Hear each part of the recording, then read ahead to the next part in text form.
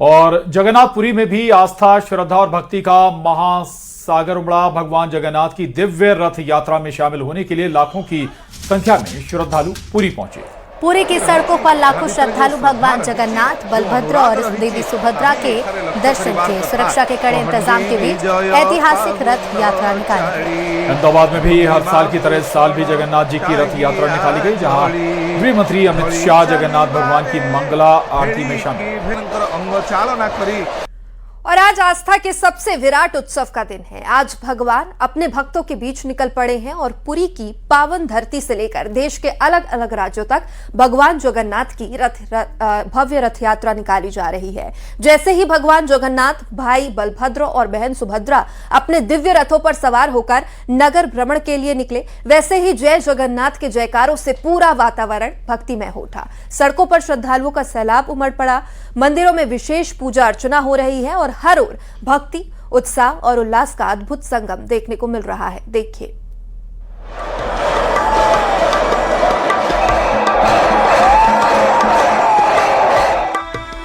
आस्था का रथ, श्रद्धा का पथ,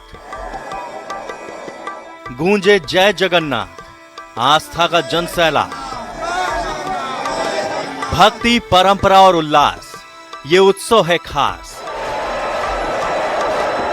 जगन्नाथपुरी में आज आस्था, श्रद्धा और भक्ति का महासागर उमड़ पड़ा है। भगवान जगन्नाथ की दिव्य रथ यात्रा में शामिल होने के लिए लाखों की संख्या में श्रद्धालु पुरी पहुंचे हैं। पुरी की सड़कों पर लाखों श्रद्धालु भगवान जगन्नाथ, बलभद्र और देवी सुभद्रा के दर्शन के लिए मौजूद हैं। सुरक्षा के कड़े इंतजामों के बीच आज ऐतिहासिक रथ यात्रा निकल रही है। एक तरफ पुरी की ये भव्य तस्वीरें हैं, तो वहीं दूसरी ओर रायपुर में भी भगवान जगन्नाथ की धूमधाम के साथ रथ यात्रा निकाली गई। इस बीच राज्यपाल रामेन डेका और सीएम विष्णुदेव साय यात्रा में शामिल हुए और रथ यात्रा को रवाना किया। सीएम और राज्यपाल ने रथ यात्रा से पहले रायपुर के जगन्नाथ मंदिर में पूजा अर्चना भी की। धमतरी की बात करें तो यहाँ भगवान जगन्नाथ की रथ यात्रा का इतिहास 100 साल से भी ज्यादा पुराना है। इस साल भी सुबह से ही मंदिर में श्रद्धालुओं की लंबी कतारें लग रही हैं। बच्चों से लेकर बुजुर्गों तक सभी ने भगवान जगन्नाथ के दर्शन किए। हर साल की तरह इस बार भी हजारों श्रद्धालु रथ खींचने और दर्शन करने के लिए गांव-गांव से धमतरी पहुंचे। उधर बीजापुर में जिला मुख्यालय में सीआरपीएफ ने भगवान जगन्नाथ की भव्य रथ यात्रा निकाली। विधि विधान और पूजा अर्चना के बाद भगवान जगन्नाथ, उनके बड़े भाई बलभद्र और बहन सुभद्रा को रथ पर विराजमान किया गया। इसके बाद सीआरपीएफ के जवानों ने नंगे पांव रथ खींचकर अपनी श्रद्धा प्रकट की। रथ यात्रा के दौरान जय जगन्नाथ के जय घोष से पूरा शहर भक्तिमय माहौल में डूब गया।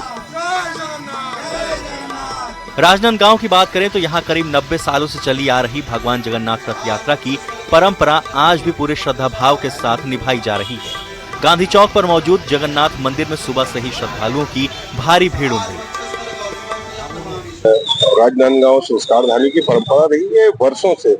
जब राजा आज रथ दुरतिया है, जगन्नाथ यात्रा है, तो सबसे पहले समस्त छत्तीसगढ़ वासियों को रथ दुरतिया जगन्नाथ यात्रा की बहुत बहुत बधाई, बहुत बहुत शुभकामनाएं।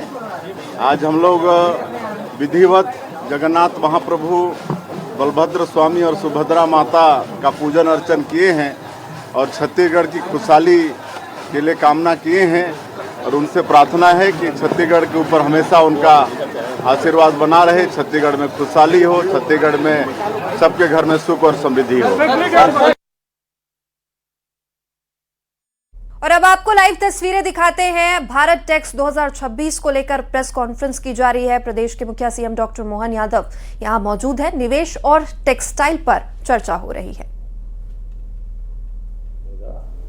इनवियर गारमेंट्स के द्वारा बाटिकेयर क्रिएशंस लिमिटेड की 75 करोड़ के निवेश की घोषणा हुई, जिसमें 1000 लोगों को रोजगार मिलेगा। Avantika Aaradhya garments private limited garments की इंडस्ट्री 75 करोड़ का निवेश करेगी, इसमें भी 1000 लोगों को रोजगार मिलेगा। इसी प्रकार से सागर ग्रुप ने टेक्सटाइल एंड गारमेंट्स में 100 करोड़ के निवेश की घोषणा की है, जिसमें 1500 लोगों को रोजगार मिलेगा। Eastman exports textile and garments limited ये भी 100 करोड़ का निवेश कर रहा है और 2000 लोगों को रोजगार देने वाला है। Best Corp textile and garments की इंडस्ट्री है, 167 करोड़ के निवेश के साथ 5050 लोगों को इसमें रोजगार देने वाले। गोकुलदास एक्सपोर्ट्स द्वारा 150 करोड़ का निवेश, 2500 लोगों को रोजगार। AB fabrics Ludhiana textile and garments की इंडस्ट्री है, 250 करोड़ का निवेश और 600 लोगों को रोजगार देंगे। इंडो ऑर्काड्स अपैरल ग्रुप ने जो इन्वेस्ट 500 करोड़ की बात कही है, ये 1000 लोगों को रोजगार देगा। कुल मिलाकर इस तरह से 1592 करोड़ के निवेश के साथ मध्य प्रदेश में आज यहाँ 15,700 ज़्यादा लोगों को रोजगार देने की अलग अलग औद्योगिक घरानों ने घोषणा की है। इस कार्यक्रम में देश के प्रमुख उद्योगपति, निवेशक, व्यापारिक संगठन, बहुराष्ट्रीय कंपनियां, विभिन्न औद्योगिक क्षेत्रों से राज्य को लगभग 1,500 करोड़ से ज़्यादा के जो निवेश की बात कर रहे हैं। मैंने माननीय मंत्री श्रीमान गिरिराज सिंह जी ने भी इस बात की मध्य प्रदेश सरकार के लिए सराहना की कि मध्य प्रदेश सरकार जो कहती है वो करके दिखाती है। इसलिए निवेशकों के साथ जो एक सौहार्दपूर्ण और मजबूत रिश्ता मध्य प्रदेश सरकार के इस इंडस्ट्री गारमेंट के व्यापारियों के साथ बनाया है, यह देश में उत्कृष्ट है। मुझे इस बात का संतोष है कि हम अपने उद्योगपतियों के साथ दिए जाने वाले सभी प्रकार के देयक लाभों के लिए हमने गत माह तक के भी सारे देयक हमने अपने निवर्तन के माध्यम से डीबीटी करते हुए सबके खातों में पहुंचा है। ये लगभग 2 साल में हम 5,500 करोड़ से ज़्यादा की राशि उनके खाते में दे चुके हैं। मुझे इस बात की प्रसन्नता भी है आज अपने इस वर्तमान के दौर में मध्य प्रदेश खासकर उन चुनिंदा राज्यों में जहाँ टेक्सटाइल एवं अपैरल उद्योग की संपूर्ण वैल्यू चेन हमारे यहाँ उपस्थित है। कपास उत्पादन, ginning, spinning, weaving, knitting, dyeing, finishing, garments निर्माण से लेकर मशीनरी निर्माण तक मजबूत औद्योगिक राज्य बनने का हमारे यहाँ समृद्ध एक अनुकूलता है।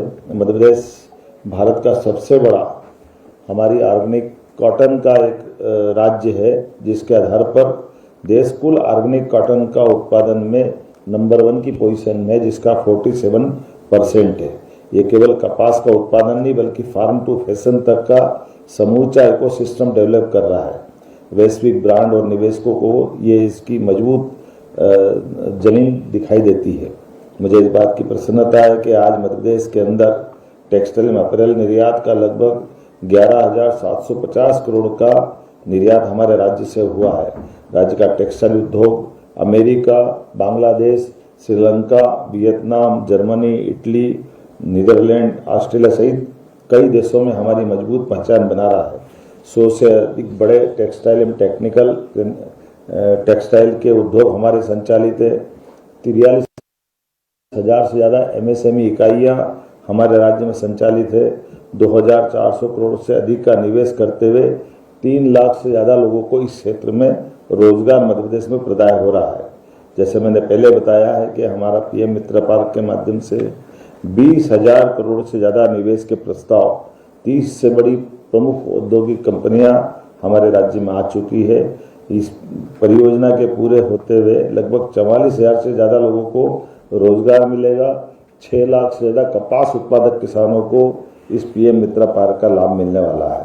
मध्य प्रदेश टेक्सटाइल, गारमेंट और फुटवेयर उद्योग के लिए देश में सबसे आकर्षक नीतियों के आधार पर अपनी एक विशेष पहचान बना रहा है और पात्र इकाइयों को पूंजी निवेश पर हमारे यहाँ 100% से लेकर 200% तक ब्याज में प्रोत्साहन देकर, अनुदान देकर के विद्युत शुल्क की प्रतिपूर्ति, भूमि प्रीमियम में छूट, स्टाम्प ड्यूटी में 100% की छूट, ऐसी कई प्रकार की योजनाओं के बलबूते पर निवेशकों को हम आकर्षित करते हैं और बड़े पैमाने पर महिला रोजगार के अवसर पाते हैं। कौशल विकास, प्रशिक्षण, आधुनिक औद्योगिक अधोसंरचना, कई प्रकार से राज्य के अंदर जो इंडस्ट्रियल डेवलपमेंट के साथ इंफ्रास्ट्रक्चर पे भी जो काम हो रहा है और खास करके बिजली, पानी, सड़क, हमारे यहाँ लेबर में कोई कभी आंदोलन नहीं होता है।